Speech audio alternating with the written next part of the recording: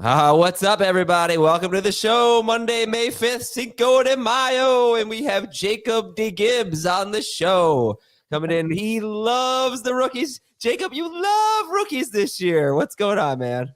Yeah, man, this class is so fun. Not much going on. I was telling them beforehand, I'm like living the Midwest dream here. I've been going to Royals games like crazy. I'm going tomorrow to see the Thunder Nuggets playoff game, and then next week I'm going to a Timberwolves playoff game in Minneapolis. So yeah, it's been a great time. That's pretty cool. That's great stuff. Now, are you okay? I want everybody's favorite Cinco de Mayo Mexican restaurant order. You're going to a restaurant tonight for the holiday. What are you getting? Chimichanga, easy. Keep it Midwest. Are you like chicken, pork? Yeah, I'll go chicken. Chicken chimichanga. Okay, Jamie, give me your order. I'm simple. Let's just go tacos. And chicken? Depends. Like you go to the place where they have like you get 3 for $10 or something like that. I'll go different one for each one. Steak, chicken, and ground beef. Dave? I like getting the Fiesta combo platter at La Bamba in South Florida. That's a nice ground beef burrito with a chicken enchilada, nice side of refried beans and rice. It pretty much fills me up. Good amount of food there. I like that. All right, and I'll get a chicken burrito with probably no beans. Okay, are we good with mild guac for the table? Sure. Love it. Is it made table side? Yeah. But I can't do medium. It's too much for me. Just mild. So thanks, guys. All right. So listen, we have a list of players that Jacob is higher on than consensus. And a lot of them are rookies, but I wanted to start with Jauan Jennings and talk about the San Francisco wide receivers. Last 10 games of the year after Brandon Ayuk's injury, Jauan Jennings was on pace for 145 targets, 98 catches, only 1,079 yards, and 6 touchdowns. There were a couple of games like he got ejected in the Week 18 game when he was playing without Brock Purdy. Remember, they had that game against Buffalo where they were barely able to throw. It was like an ice game. They barely able to throw. But he crushed it in terms of targets. So you like Jauan Jennings. Like he was on pace for 145 targets after the Ayuk injury. George Kittle was on pace for 104 targets in his 8 healthy games. Deebo Samuel was on pace for about 100 targets. Ricky Pearsall, not that much. But anyway, let's start with that because for me, and I think for a lot of people, Jennings versus Pearsall is tricky. And what do you think about the 49ers pass catchers? Why are you high on Jauan Jennings? Jennings, it's mostly the per route data that he put up was just like it's beyond anything Pearsall did. And it is, I mean, he averaged more yards per route than CeeDee Lamb last year. He was top 10 among receivers with 300 or more routes run. And so that's the easy starting point. I think that he proved himself to be really, really dependable. Whereas Pearsall showed some encouraging signs at the end of the year and could cut into this. We might not see this type of efficiency again from him, but we have seen it. And the Niners really didn't do anything to add in terms of pass catching. So when I'm making projections, he is the top target on the team. And I think there aren't very many people being drafted around him that you can say that for, that they're in a good offense. They probably are going to be the top target on the team. And Jamie, you have Pearsall and Jennings pretty close. Are they back to back? One player in between. Okay. And where do you come out on this? I agree. I think he could lead the team in targets. The thing that'll kind of sway this for me will be Ayuk's health. So if there is, Jacob nailed it. They didn't do very much. They did draft 2 receivers, but I don't think they're going to be, impacting both Jennings or Pearsall right away. I do think that if Ayuk is healthy, it just throws a wrench into everything that I don't want to see. I like to see Ayuk maybe take his time to get back at 100%, let the other 2 guys get off to hopefully a hot start, and then maybe build off of it. But I think what Jennings showed last year was certainly a step in the right direction. I think based on the moves that they've made this offseason, letting one of their premier players go, again, not bringing in any significant competition. I do think Pearsall, what he did the last 2 games, is something that hopefully will be a jumping off point for him, because clearly everything was thrown out of whack for him once he got the gunshot situation, missing the first half of the season. Lost everything that he was hopefully building toward to be a contributor, and then finally got an opportunity and contributed. So to Jacob's point, we'll see how much Pearsall cuts into Jennings. Obviously, Kittle's still a significant factor. They do have McCaffrey back. That has to be taken into account. Clearly they didn't have him for the majority of the season. We know how much he makes a difference for that offense. So there's a lot of things at play here. Hopefully the offensive line is better than it was a year ago, missing Trent Williams for all that time, and then everything else around him was bad. So I think everything goes up for San Francisco. At least that's the hope. And Jennings could easily be their number one receiver. So I don't want to get too excited about him, but he is my favorite of the 49ers receivers right now. Dave Heath in our draft last week, he took both guys. He took Jauan Jennings in round 7 and Ricky Pearsall in round 8. What do you think about that? I like it. I think there's obviously a chance that Pearsall emerges because I think he's the more explosive of the two. But you can't argue with the targets and you can't argue with what Jennings has brought to the team. I mean, before he was even a target earner, he was a good run blocker, played a decent amount of time. Like he's been with this 49er squad for a while.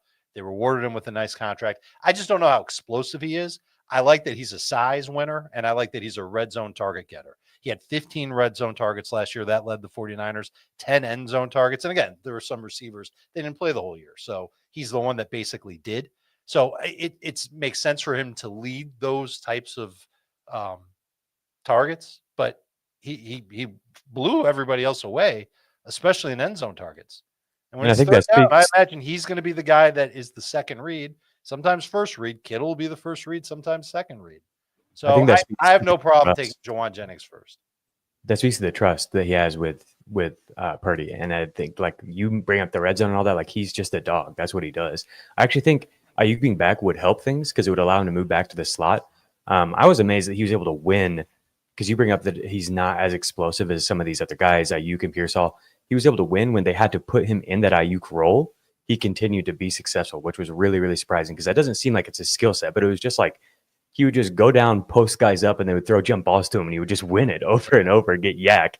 But yeah, if you look at like his splits when he was in the slot, he drew targets at a much higher rate, and his yard per route run rate was higher too. So I think if Ayuk is back and healthy, then it's like you really have all the chess pieces here for this just to be a really good offense. I think if there's a concern, it's McCaffrey and what that means for him. Because if you look at 2 years ago, now granted, 2 years ago they were last in the NFL in pass attempts. Last year they were 22nd. The last 4 years they've been 29th, 26th, 32nd, and 22nd in pass attempts. So it was pretty high last year for San Francisco. But 2 years ago when McCaffrey was healthy, he had 83 targets. Debo had 89 targets. Kittle had 90 targets, and Ayuk had 105 targets. All four of those guys played 15 to 16 games. So you can give them a little bit of a bump for 17 games, but we're not even looking at a 120 target guy here. And we've got four guys. We've got McCaffrey. In theory, we have McCaffrey, Kittle, Jennings, Pearsall, and Ayuk at some point. So we do have to consider that. I guess we can talk about that when we get some more information about Brandon Ayuk and when he'll be back. And for the meantime, we will move on because there are a lot of names on Jacob's list that deserve some talk. All right. Now, speaking of talk, tomorrow we've got a live chat. Oh, yeah. Kind of a new feature here. Live chat at 2:30 p.m. Eastern on our website. I'll put, you know what? Let me see if I can find out exactly where to send people. But obviously, I'll tweet it. You can follow me at Adam Aizer, AIZER, or just go to cbssports.com/fantasy. I imagine you'll be able to find it there. But 2:30 p.m. Eastern, our first live chat of the season, and I'm hosting it. So we're saving the worst for first. And, the other guys will rotate in as well, but I will be the first guy. I'll be the guinea pig, see how the live chat goes. But I want your questions, 2:30 p.m. Eastern. Again, I'll tweet out information about how to find it, but I figured just go to the website, cbssports.com/fantasy at 2:30. We're going to be doing a mock draft at 1 o'clock, so we'll be able to react to that and be answering your questions. Some news and notes. Sean McVay said he hopes Matthew Stafford plays for the Rams for a couple more years. Tank Dell is likely to miss the entire season, according to Jonathan Alexander of the Houston Chronicle. And the Browns restructured Jerome Ford's contract, so it looks like they're going to keep him on the team a little bit cheaper, and that's probably means they're not going to bring back Nick Chubb. And that's it for the news and notes. All right, so before we go to break, let's squeeze in a rookie here. Let's squeeze in two rookies, two rookie running backs. Jacob, you're higher on than consensus. RJ Harvey for Denver. and Kaleb Johnson for Pittsburgh. Now, sorry. Did you say before the draft that Pittsburgh would not be a good fit for Kaleb Johnson because of the scheme, or the exact opposite? Yeah, I was like, basically, he needs to go to Pittsburgh or maybe Dallas, maybe Chicago. There were really only a few spots that like specialize in outside zone, and more than maybe any prospect that I've valued at running back over the last 3 years, like he comes in as a like clear skill set that needs to like fit into that type of running scheme. But like, yeah, of course, like Arthur Smith signed me up for that. This is like Derrick Henry light. I think it's gonna be really, really cool. Yeah, Harvey was the first name I was going to bring up because I see Adam Azer draft Harvey in every draft I'm in with him. And I'm here for it. I am here for it. I'm really excited. I think Sean Payton like has a clear vision for him, and that's of course evidence in the draft capital. But I just did in the FFT newsletter, I did a breakdown of like run scheme data and looking at which play callers are like adaptive and how that they use their backfields. Some guys are very rigid, like they're running outside zone, or they're not. They're running man gap. They're running like the same kind of thing. Whereas like Liam Cohen, who's now with the Jags, was with Bucky Irving last year with the Bucks, mixes it up a lot back with his backfield. One back is better at man gap, one back is better at zone running or whatever. So he's a little bit more adaptive. And Sean Payton is definitely that way. Javonte Williams, Audric Estime, and Tyler Beatty all had man gap rates that were above 35%, whereas Jaleel McLaughlin's was only 7%. 64% of McLaughlin's his total runs were outside zone runs, which is like one of the highest rates in the entire NFL. It would be if you had enough runs to qualify, it would clearly be the highest.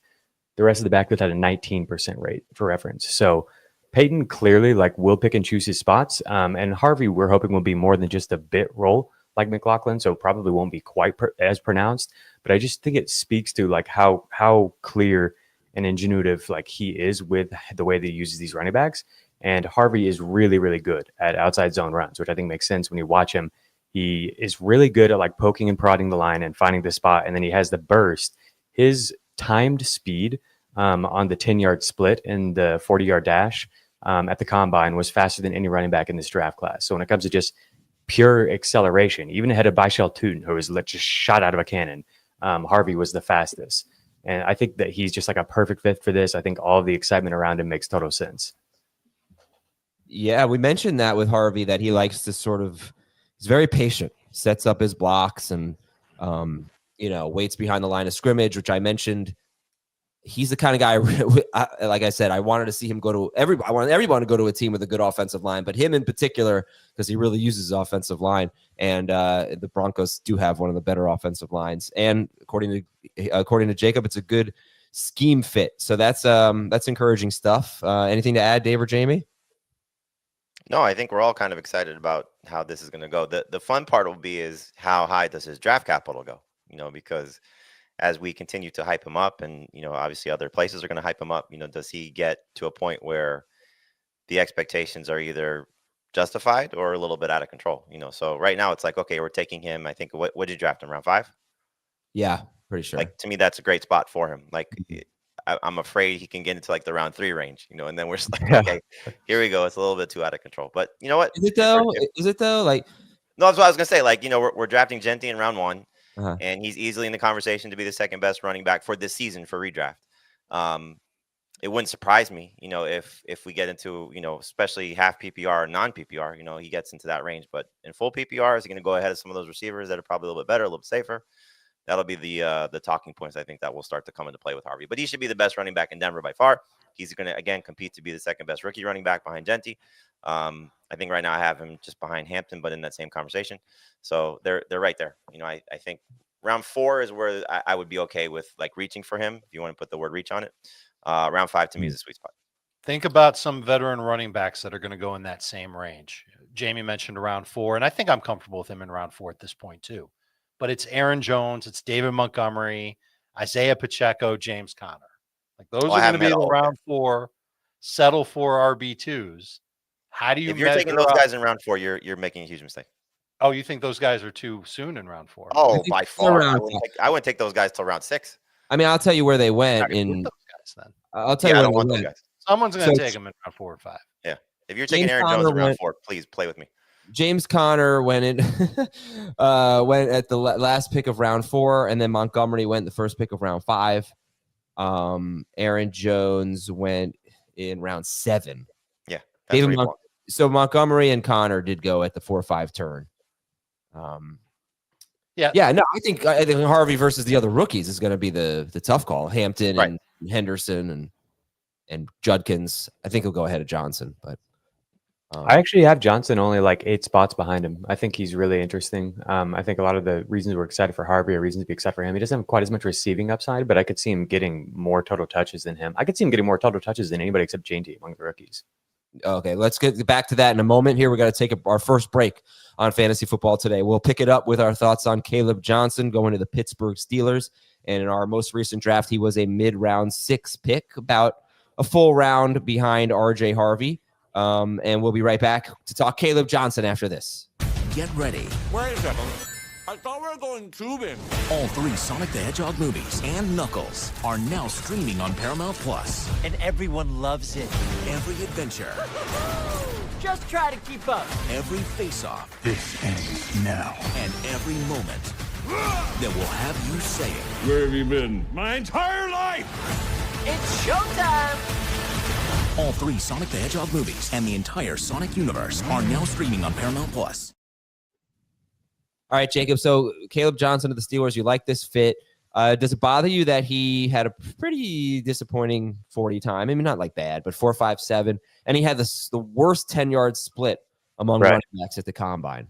Yeah, he's the opposite of Harvey. It takes him a second to get up to that top speed, but once he's going, he's really flying. And you see that on his film. He's running away from people all the time in the Big Ten. I think it's going to be fine, but he is going to get stuffed. Like, he has one of the highest stuffed rates in among these rookies. And that is going to be a problem occasionally. Like, on these outside zone runs, he's going to get nothing. But I think what we saw at Iowa, and I think will kind of be the case here in Pittsburgh, is that he's just sort of inevitable. He's just going to eventually break you with one of these big plays that happened like against Nebraska, where like they shut him down the whole game, and then he just made 2 back-breaking plays at the end of the game. And I think he has the size and speed once he's going and the skill set to do that at the pro level. I really liked that his avoided tackle rate, which is often cited as a weakness, went way up on these outside zone runs. I think that when he's going, he's really good at just like shifting gears subtly, little side-to-side movements that make people miss. Whereas like when he's trying to navigate traffic and stuff, that's not really his game.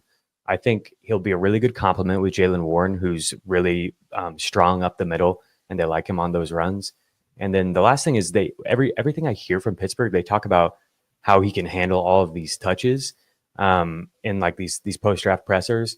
Yep. That's exactly what he was at Iowa. He had 40% of their scrimmage yards, which for reference, that's the second highest out of running backs drafted over the past 5 years, behind only Ashton Jeanty. Wow. And he had 58% of their scrimmage touchdowns, which is the highest of any running back drafted over the past 5 years. So like truly the engine of an offense, and one of the only running backs that was in a pro level running game in terms of like running under center and all the things that Iowa did. So I think it'll be just like as seamless and natural of a transition as you can get. And I think he really just might get loaded up with volume in a unique way. I think Jacob just gave him his nickname. What's that? He's Thanos. He said he's inevitable. pretty good one. I sort of get that, I'm the only one who liked the movie Dark Matter. So, and I didn't really. What was the one that everyone loved? The Thor movie that everyone loved. All of them? No, the one with Jeff Goldblum. Oh, God. I didn't really like that one that much. It was like it wasn't my favorite. It was a little annoying. Ragnarok. That was awesome. Yeah, it was a little annoying. You're terrible. Yeah, I know. All right, let's get back to some veterans here. Well, I just with Kaleb Johnson real quick. Yeah. And you brought this up. I think it's interesting in terms of the touchdowns. Like, their quarterback situation could be awful, and that scares the hell out of me when you have Jaylen Warren there too. Mm-hmm. So like if they, I mean, look, I think we're all expecting Rodgers to end up there, which hopefully will be the case because he's, I think even at this point, still an upgrade over Mason Rudolph. But like they may not score very much. Like, and if he's going to be, we know the history of Mike Tomlin. Like when he has a guy, he leans on a guy. I mean, as bad as Najee was at times over the last 4 years, he still leads them, 250, 260 plus carries. I think that's easy to say for Kaleb Johnson. But if he's not going to get passing downs work, and both the guys they have behind him are really good pass protectors in Jalen Warren and even Kenneth Gainwell. So if he's losing passing downs work, like obvious passing downs work, and if they're in some down and distance situations, like you said, in college, it's easy to still rely on the run game when you're trailing, especially the way Iowa plays. Will Pittsburgh be able to do that? And that's my concern with him. So, like, I like the upside. I think certainly he's going to be a 200-plus carry guy as a rookie. I think that's easy to say. But if he's not getting passing downs work and if the touchdowns aren't there, I think we're looking at a trap back. So I hope the offense gets to the point where he could be productive and get to, I don't know how many touchdowns you think is relevant for him to be, a weekly starter if he's not getting passing down work. But like, to me, it's got to be probably in the 8+ range, and if he's not getting to that number, like we're talking about a very frustrating Najee Harris type flex, which could be somewhat annoying because the upside is certainly there. The fit, everything you said is 100% accurate. But like my concern is just like the ecosystem around him right now seems like could be pretty bad. Totally fair. That's where I'm at with Judkins too. Like I see them really similar that way. Yeah. To me, I have them back to back. Like they're the two that long term very excited about because you can see the path to success and a lot of upside. This season, though, like it could be a little terrifying. I actually feel a little bit better about Judkins' situation right now, again, because the quarterback situation, as scary as Joe Flacco may be, I feel like he'll do some positive things in our offense. At least that's the hope. So, but they're both sharing. They're both going to be limited in the passing game, and again, I think it's touchdown related to help their upside. So, if they sign Aaron Rodgers tomorrow, are you going to move Kaleb Johnson ahead of Quinshon Judkins? Potentially. Right now, they're 25-26 for me. No, Dave? No, I've got it ranked as if Aaron Rodgers is the quarterback. And they're 25-26 for me, too. There's a couple of things that I like about the situation for Johnson. Number one, the Steelers had 45 plays inside the 5 last year. That was tied for 10th. So pretty good. Not as good as Cincinnati's 75, but still pretty good. His floor is what Najee did last year, and that's not anything to write home about, but at least that's kind of the range of worst-case scenario for Kaleb Johnson. The other thing that stands out to me, and this is what I want to run past Jacob. In his press conference talking about Kaleb Johnson, Arthur Smith mentioned the word explosive 9 times. And that's how he views Kaleb Johnson. As 9 times. Supremely explosive running back. And so I went back and looked, and he had a 15% explosive rate. Yeah. He's third best among the top running back prospects. Steelers were 8th lowest in explosive run rate last year. This is clearly an area that they wanted to get better in. This is who they've decided gives them the best shot at being explosive, at least among the running backs that were available to them in round 3. I see Kaleb Johnson as a strong runner, physical runner. He's got some explosive runs under his belt. I don't know if I view him as a truly explosive running back, though, Jacob. Do you? He's really weird in this way. Like I've had a hard time with Kaleb where I initially just did not like his film very much. But I've really tried to come around on him. It's mostly a stylistic hang up, I think, because he's a lot different than like the RJ Harvey guys where they're clearly explosive. They make people miss. They create yards on their own. I do think he is fully capable of creating explosive plays, which we saw at the collegiate level. And I think it's because he's so smooth when he's moving. He's like gliding on that horizontal plane and then transitioning to the vertical plane. At like picking and choosing his spots and then shifting and transitioning his movement to like explode through and get to that top speed. And once he's on that top speed, he can make people miss or just run through people. So like, yes, but it's just not the typical type of explosion that I'm used to, Of all so I looked at Genty, Hampton, Kaleb Johnson, Henderson, Judkins, Dylan Sampson, Scadaboo, RJ Harvey, Giddens, Rashard Smith, Taj Brooks, Bajal Tootin. That's 12 running backs. He had pretty much by far the highest percentage of carries for 20 or more yards, Kaleb Johnson, in that group, 8.8%. Second was DJ Giddens at 8.3%. Third was RJ Harvey, 7.7%. If you're curious, Genty was 6.7%. Percentage of carries that went for 20 or more yards. Kaleb Johnson, 8.8%. Unfortunately, he also had the highest percentage of runs for 0 or negative yards at 21.3%. and no one was even. Actually, I'm sorry. Bashal Tootin was worse, 21.9%. Harvey was 21 point, or Kaleb Johnson was 21.3%. Those two guys really stood out. They stunk in that area. That's not a profile I love, but yeah, it is good and bad. It's the Ken Walker profile, but not as fast. Okay, let's go to some veterans now. I want to talk about the Colts wide receivers. You're higher on Josh Downs and Michael Pittman.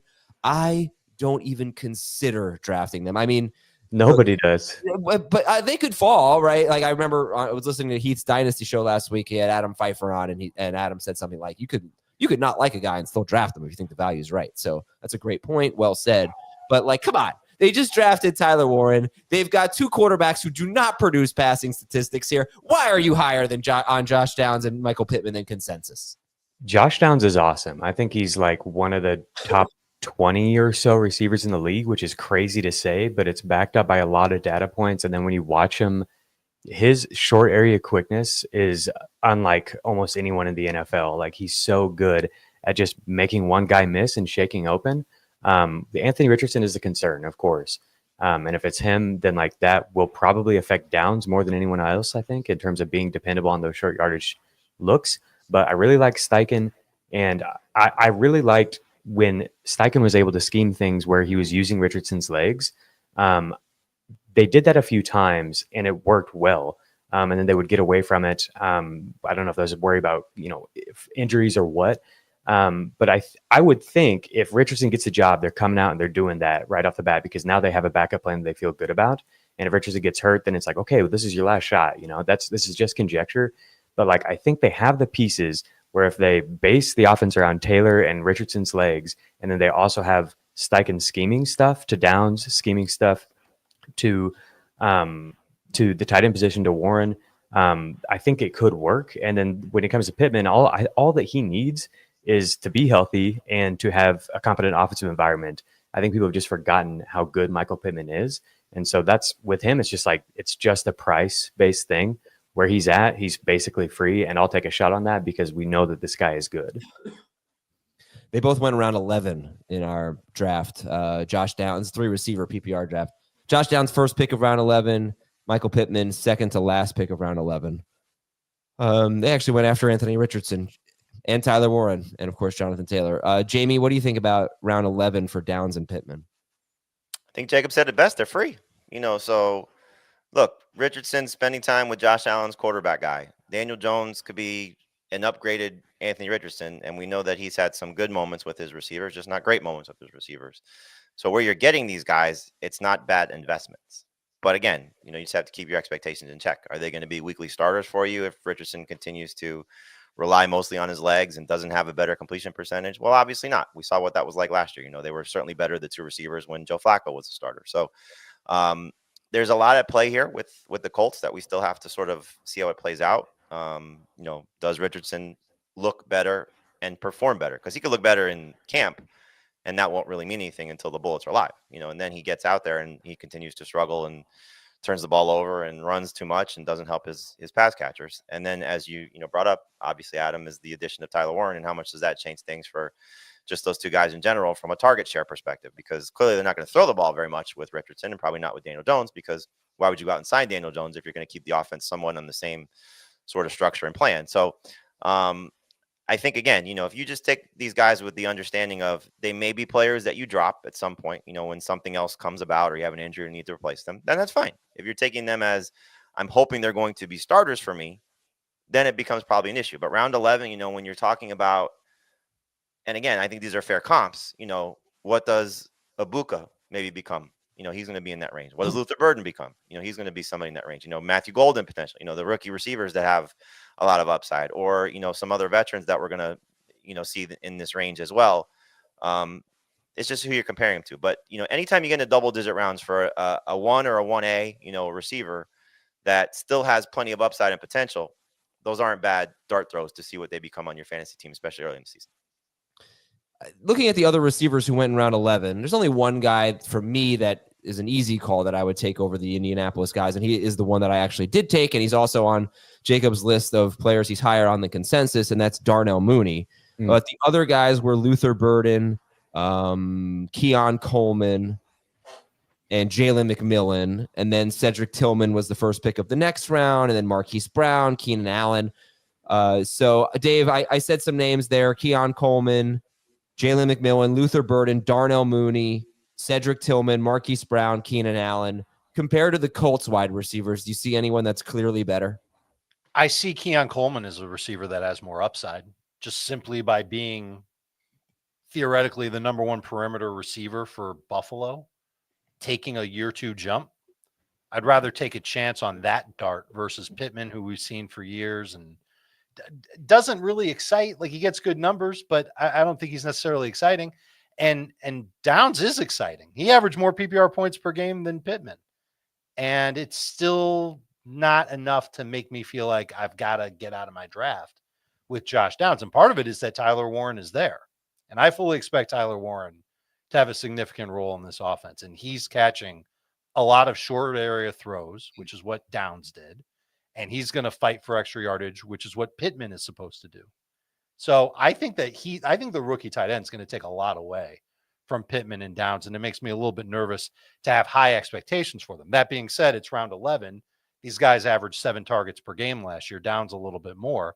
So if you're taking them as bench wide receivers, they're good to go. I'd rather take a chance on Coleman, hoping that he does take that year 2 jump. He gets the 7 targets per game. He gets a ton of end zone targets from Josh Allen, and he ends up being, I don't think he'll be the best wide receiver in Buffalo, but I think he'll be a lot closer to Khalil Shakir than where he was this year. Okay, well, you mentioned Khalil Shakir, and I mentioned Darnell Mooney, and these are 2 other veterans who are on Jacob's list of players that he's higher on than consensus. And Mooney went in this range, round 11, with the Colts wide receivers, whereas Shakir went in round 8 to Dave Richard. How about that? And Hey. Mooney and Shakir. So how about this? They averaged the same amount of fantasy points per game last year, right around the same. You know, you can calculate it differently, whatever, but about 12, a little bit more than 12 fantasy points per game. That's Khalil Shakir and Darnell Mooney. I've got them at 12.2 PPR fantasy points per game per FF today. And that's about wide receiver 36 per game. There's a 2-round difference there. I like the value in that of Mooney, if that's the case. But who do you like better, Jacob? Shakir or Mooney? And just tell us about why you're higher on them. Shakir by a pretty wide margin. And still, I never seem to get him in our drafts because Dave, he's the RJ Harvey with Adam, where it's like, I love this guy, I swear, but I never get him. Really, really bullish signs from Khalil Shakir. So for starters, he averaged over 2 yards per out run last year, which is really, really good. That was above, Jackson Smith and Jigba. That was above Amon-Ra St. Brown and Jamison Williams. That was above CeeDee Lamb. Like, I was really, I was like, this is from the slot. I'm like, that can't be right. That's not above CeeDee Lamb. Sorry. Khalil Shakir was really good on a per route basis. He was above Devontae Smith, Jamison Williams, T. Higgins at 2.16. Okay. So he was above 2. And then they didn't bring in anybody this offseason. I thought for sure the Bills were going to add something, but they really didn't. And so I think we're running it back with Shakir as the primary target. And that's what he was last year. And we've just seen slowly throughout his career, Shakir work his way into a more prominent role. Early on, he was just like insane per target efficiency, where he's catching almost everything, creating yards on his own after the catch. But they weren't ever throwing him the ball, and they drafted him late, and they always seemed to try to bring in Curtis Samuels to try to take his spot. And so I'm like, I guess maybe it's never going to happen, but I swear when I watch this guy, he's really good. Last year, we see his target per route run rate rise all the way to 26%. And so that's like nearing number one receiver in the offense, like running the offense through this guy, designing targets for him, letting him just be the guy. And that to me is pretty unique when you look at the range of guys that he's being drafted around. So I have him above Chris Olave. I have him above Jordan Addison, James Williams. I know, yeah, and I like these guys. You're making a mistake, sir. You're making a mistake. I don't know, man. Like, I don't want to touch that Saints offense. I guess you could say Addison probably has more upside and Williams probably has more upside. But when it comes to guys that I think have a floor, a real floor, and then also have the ceiling because of the offense they play in, Shakir is pretty unique. There's not many guys like that. So I don't know if this will change. It could easily change, but he only had 8 red zone, 2 green zone, 3 end zone targets last year. He's not a guy that Josh Allen looks for a lot in that area of the field. Khalil Shakir is great after the catch. I mean, you could look at his ADOT and Rashee Rice's ADOT, his yak and Rashee Rice's yak. It's the same thing. They're both really good after the catch. They're both reliable short area targets. Khalil Shakir catches everything. I really like him. I just feel like, I mean, he is what he is. I obviously, I'll let the Dave and Jamie comment, but I don't see a high ceiling for Khalil Shakir. And I also, like, Josh Allen had a pretty telling comment about the goal of the offense is to spread the ball around and not really feature anyone. And that's a little scary for me. And I think, I think Coleman and Kincaid have more upside than Shakir. Just to me, I just feel like Shakir kind of is what he is, even though I just compared him to Rashee Rice. I don't know. I just have a hard time believing he's that kind of player. Like, I cannot even consider drafting over Chris Olave. But all right, Dave, Jamie, what do you think? Tell me after this quick commercial break. That's a teaser. We'll be right back after this on Fantasy Football Today. The crowd loves champions. Gladiator 2 is an epic spectacle. To amuse you is my only wish. The glory is yours, not mine. Very good. Gladiator 2, rated R, now streaming on Paramount+. Oakley dokley, we are back. Dave, am I selling Khalil Shakir short? I think my favorite part about Khalil Shakir is that we're drafting him nowhere close to the ceiling, very, very close to right about where he was last year, maybe a little bit higher. And there's room for improvement. His route rate last year was 66%. In the playoffs, it jumped to 77%. The additions they made this offseason in Buffalo, it's Josh Palmer, it's Elijah Moore. That's it. I don't think those guys are going to push Shakir off the field that much. And so all I'm really hoping for with Shakir is more playing time because he catches everything. He's their slot guy. Josh Allen's always leaned on the slot receiver. That's been the case ever since he started to throw better. But we know who his top target is, and we're getting him in round 7. But do you think that I think it's absolutely worth the round 7 price tag? Olave though versus Shakir? So as of now, I'm going to say Olave because I think he's got a little bit higher upside. But it's real easy to make the case against Chris Olave, given the quarterback situation, change of offense. I would think it would be better with Kellen Moore in New Orleans, but who knows for sure? It could get ugly, and Chris Olave has got a much higher injury risk than Khalil Shakir has. Jamie, you want to comment here? I just don't. I mean, look, Shakir was. I love him. I mean, he was one of my guys last year, and I be happy drafting him again. I just, like we showed the graphic, 6.7 PPR points per game. Like, I don't know where the ceiling is for him. That's the problem. That's not what he had. Well, that's what I'm just saying what the graphic showed. He was much higher. He did not have 6.7 PPR points. 12.2. Like where's the ceiling with him? And I think we saw it. That's my concern.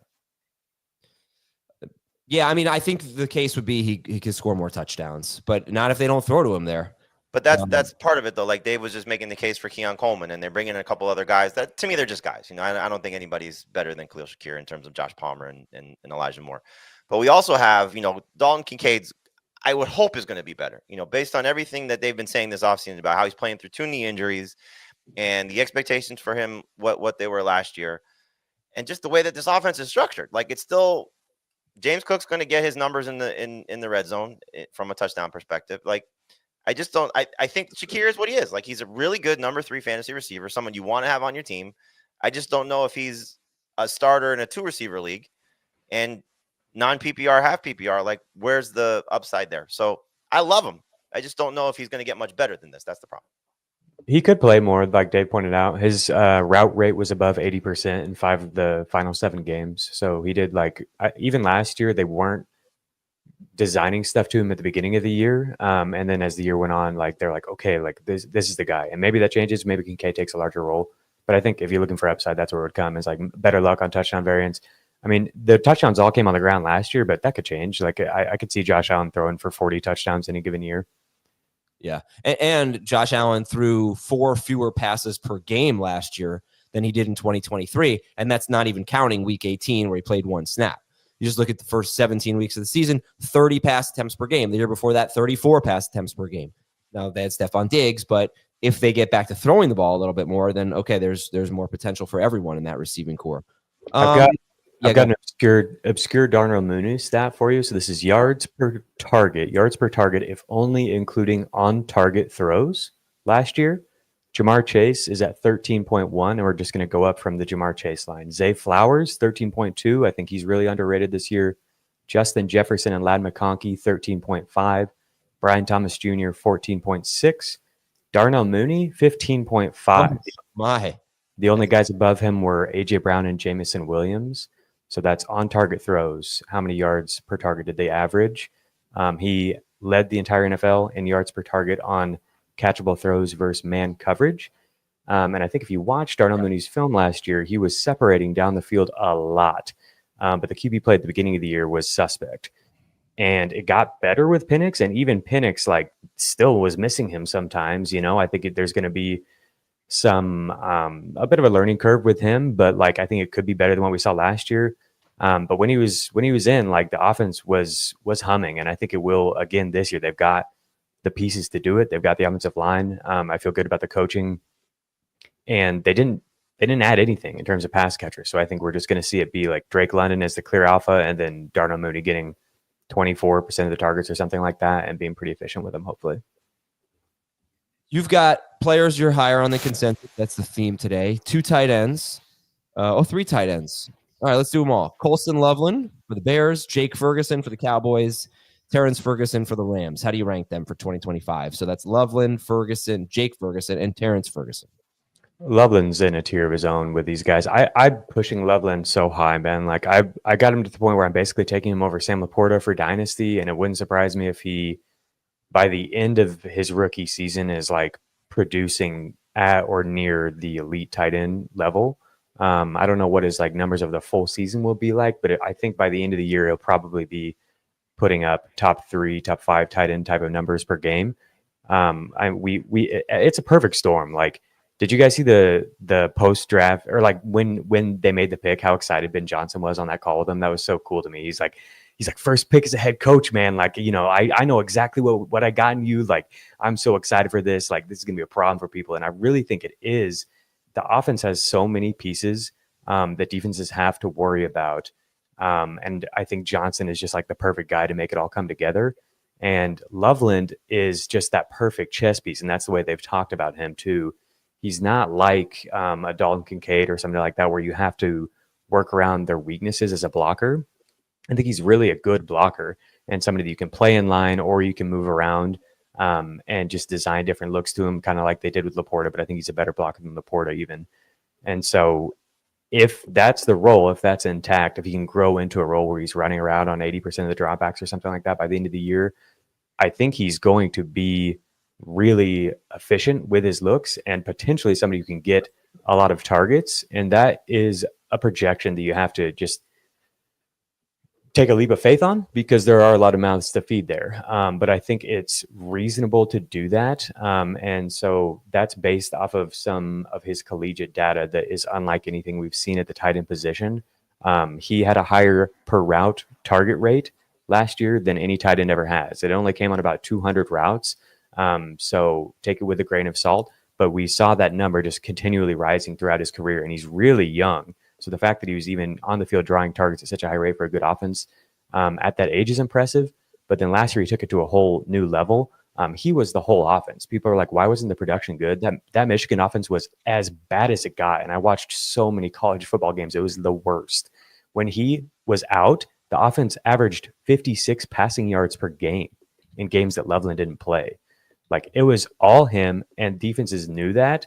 And still, with terrible QB play, he averaged over 3 yards per out run, which is a truly elite number for a wide receiver, let alone a tight end. And so there are plenty of reasons to believe that Loveland is the unique type of receiving talent that would warrant a top 10 pick. And then to see Ben Johnson come in and make that kind of a conviction pick on him, when Ben Johnson has been the schemer responsible for the most fruitful fantasy offensive environment of the past 3 to 5 years.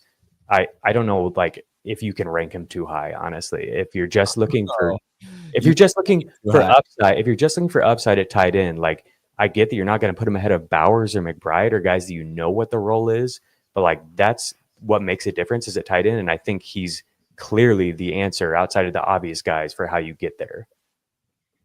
And it's pretty interesting. Just again, I mean, I will give this stat.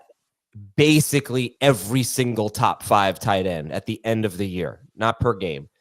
Basically every single one, I think I'm going back 7-8 years of data, is first or second on his team in targets. And I don't see that with Colston Loveland. So he could be second. I'd absolutely think if he is second, then that is a bad sign for Rome Odunze. Obviously, there could be injuries. It's obviously a bad sign for Rome Odunze. I mean, everything they did this draft was bad for Rome Odunze. Yeah, but also you have like Ben Johnson talking about how great he thinks Rome Odunze is, right? I mean, we saw that quote. So I don't know. I mean, if it would have to be a big step back for not even a step back, just like nothing going forward for Rome Odunze if Colston Loveland's going to come in and out target him. I think the offense is going to be predicated on getting the ball out quickly. That's something that Johnson has really emphasized, and I think that like really comes into play for Loveland. I think that's going to be like the bread and butter of the offense is like those type of quick looks. And beyond him, it'll probably be Moore or Burden, depending on what happens with Moore this offseason and where everybody's head's at going into the year. But yeah, it's probably not Odunze. I think Odunze will play an important real life role. And if Kaleb improves on his deep passing, could be good for fantasy. But yeah, I'm actually kind of low on him for that reason. It's interesting because, the Dolphins get the ball out quicker than any team. And that's not just last year. That's just like in the Tua era, basically. And we've seen Jalen Waddle have a great year. Obviously, Tyreek Hill. We've seen deep ball throws. So I don't know what to make of that. Like, they're going to get the ball out of their hands quickly. It doesn't mean that they can't have any downfield passing game. I see.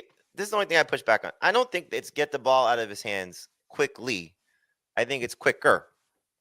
Mm-hmm. Oh yeah, for Kaleb, because like it's not 3-step drop and throw. It's still going to be an offense that's based on timing and Ben Johnson's system, but it's clearly getting Caleb Williams to understand you can't play hero ball and hold the ball. Yeah. So to Jacob's point, Odunze's role is huge. You have to have a field stretcher. You have to have some speed on the outside.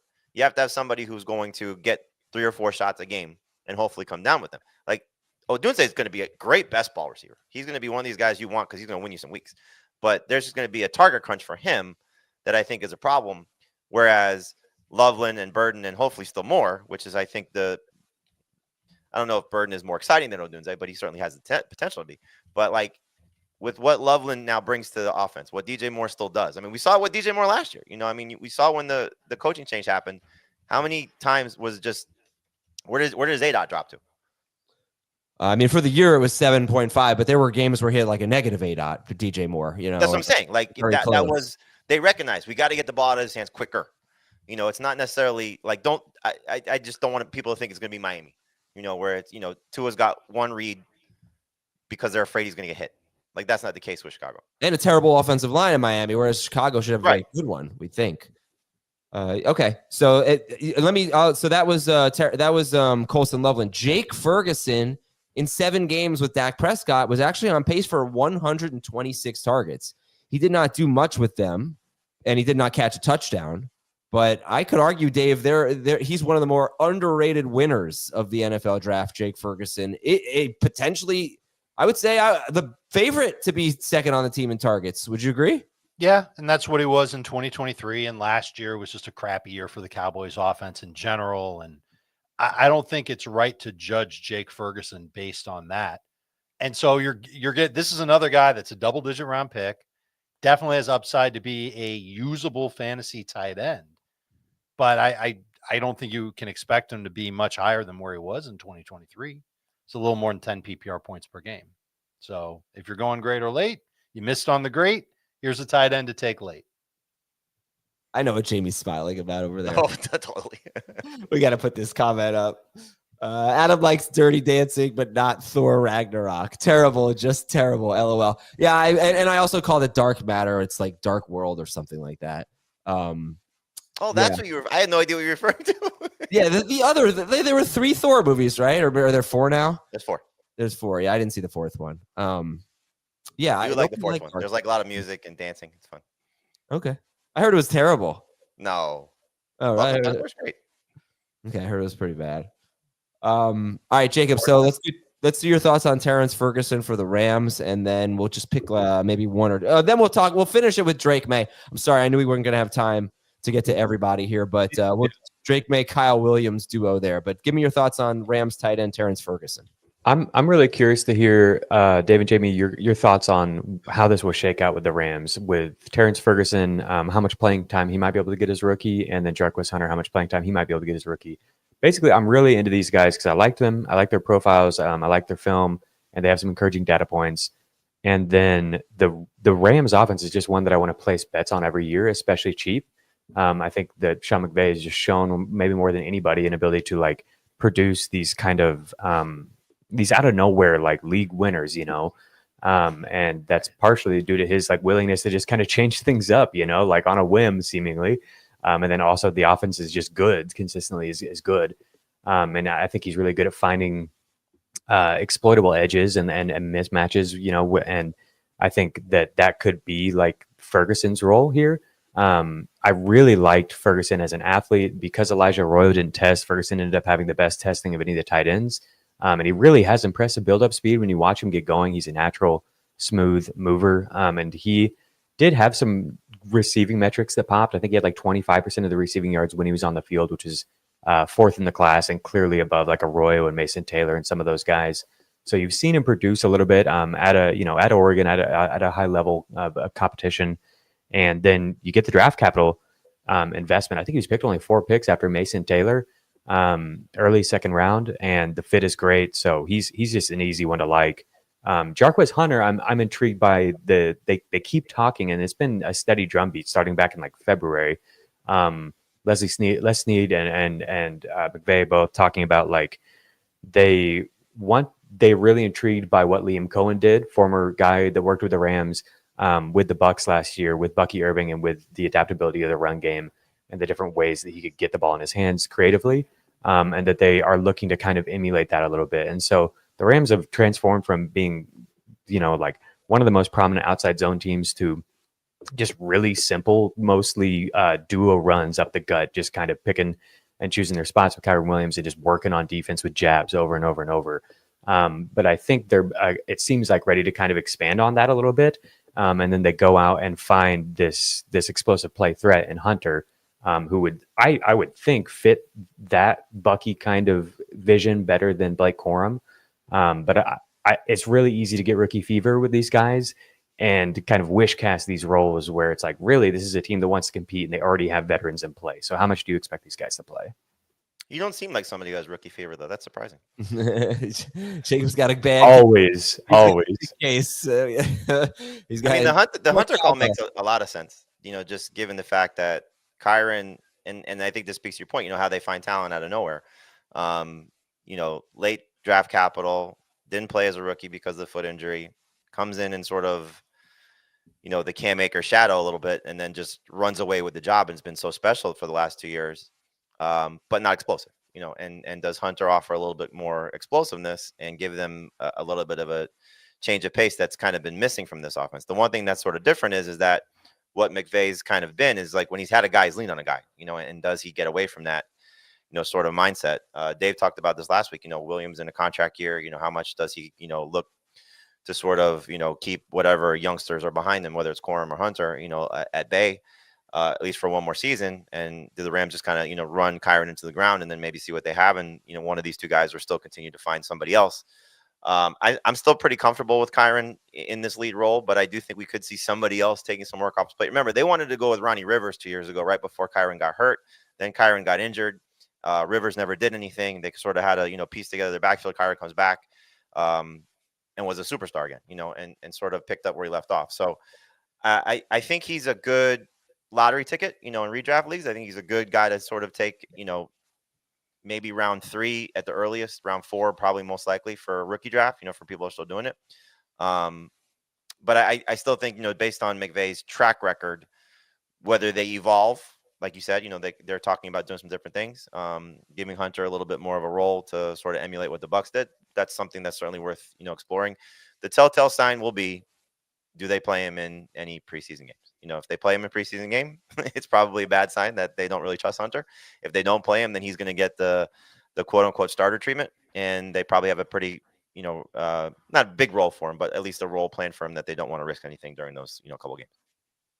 That's interesting. You think that applies to rookies? I don't know. I mean, I feel like even the Rams might play their rookies in the preseason. No, they don't. He doesn't play any guys that he trusts or plans to. He didn't play Corum last year. Oh, interesting. He doesn't play anybody any year. Yeah. Did he play Puka, I wonder? Puka played one game, had 5 targets in the preseason in 2023. That was it. Oh, interesting. Okay. No. Yeah, it is something to watch. Good call. Hey, yeah, one other thing, if I can say, because Jamie talked about what I talked about, which is Kyron being in a contract year. Think about how this Rams organization dealt with Todd Gurley after they gave him a contract extension and his knees went kablooey. And does that weigh on McVay's mind when it comes to running backs? And so it could mean that Kyron Williams is their guy and they ride him this year, and then maybe they franchise tag him, maybe they let him walk. But I'd be a little surprised if they made him one of the most highest paid running backs in the NFL when this is all said and done. The other thing I worry about from a fantasy perspective with both of these Rams rookies is, all right, if I'm going to draft Ferguson with my second to last round pick, or I'm going to draft Hunter with my third to last round pick, how long am I keeping them on the roster for? I don't know if Ferguson's ever going to get a huge opportunity, because it's been rare when Rams tight ends have gotten a huge opportunity. There was like that 6-week span late in the year with Higbee. And other than that, there wasn't much. And Hunter's opportunities are going to be completely tied to Kyron Williams. So I like the talents, but I don't know if the opportunity will be there for them like it was for Nakua when Nakua was a rookie. I'm scooping Ferguson in all my dynasty leagues. You think that's the move, Dave? More Oh, so than man, it's a completely different conversation in dynasty leagues. Sure. Well, and when are you doing it? You're thinking like round 2? End of round 2 or early round 3. Yeah, I mean, I think the if he lasts until round 3, to be honest. The third tight end conversation is fascinating to me. Yes, exactly. It's Taylor, it's Ferguson, it's Fannin, it's Arroyo. I think they're all worthy of, and I might be missing somebody, but they're all worthy of being in that third spot. You can see the path right away for Taylor because of the lack of premium pass catchers for the Jets right now. Fannin could be amazing, but we know he's going to be blocked for at least a year with Njoku. I'm sure they'll have some plays for him, but hard to see the upside, at least as a rookie. Ferguson could be in the same situation just because of Higbee and all the mouths to feed there. But by the time Puka's 30, he's retiring, so that could be when. I hope sooner than that, but you get the point. And then Arroyo, especially if Cooper Kupp's injury track record creeps up again, and Noah Fant can be cut, we could see a path for him, right away too. So I think it's just fun to see who of that foursome will emerge as the best of that group, and will any of them be better than potentially Loveland or Warren, which will be hard to see, but could still happen. On that note, I want to test your guys' longevity and history here. If you can recall anyone like Arroyo who's truly in college only used on the vertical plane, and I think it makes so much sense that that's how he helps this offense. That's what they need. I don't remember hardly any tight ends being used that way, let alone being good for fantasy in that role. Pitts, maybe. It's Pitts, and everyone knows how that's gone. Well, what about Darren Waller? Waller was much more receiver than blocker. Yeah, I'm saying specifically deep routes. It's Greg Dulcich was like that recently, but there's really hard, Mark Andrews is that way, but he also does so much other stuff too. Oh, I see. His skill set's way different than Arroyo. Arroyo feels like he's truly Mark Andrews. No. I'm sorry. Excuse me. Who did Dave say? Dave said? What did Dave say? He said Waller. I feel like Noah Fant is the vision. That's who he was when he came in. So I think it's kind of cool that the team who likes Fant brought him in. But I don't know. It feels like a projection to assume that he can be fantasy relevant, and that would be giving him more short yardage stuff. But especially in year one, I don't think they're going to do that. They already have the guys that are going to account for those targets on the roster. So let me give you a couple of other names, and this might make your point for you, but Isaiah Likely, Mike Gesicki. I'm thinking about tight ends that are way more wide receiver than blocker, who probably leaned into that a little bit more in college. Gesicki probably blocked a decent amount when he was in college. And how far is Mason Taylor behind Arroyo in that regard? So I kind of feel like that those two tight ends for sure, and Fannin you've got to put in that bucket of tight ends that are more receiver than blocker. Who can go but he's saying downfield. So yeah, specifically like where the targets are coming for him, his average depth of target I think is going to be so much higher. Whereas like Fannin can work all types of different routes. And Yeah, Taylor's mostly like the short outbreaking stuff. Give them the Gadsden this year you're too. thinking. Gadsden, I love. Yeah. Jacob, I really give had me a the tough yards that you're call in thinking. just the rookie draft between Gunnar Helm and Gadsden. And I went Helm, but I don't feel good about it. It's Helm for me, but I like them both. Helm is so good. What was the question, Dave? The question was, when you're talking about downfield routes, what's the yardage number? Like, what's the ADOT that you're thinking of, or just? I think his ADOT was 10 like yards or lower. Yeah, I think his ADOT was like 12 or something like that. Right. And Which is yeah, that's crazy high.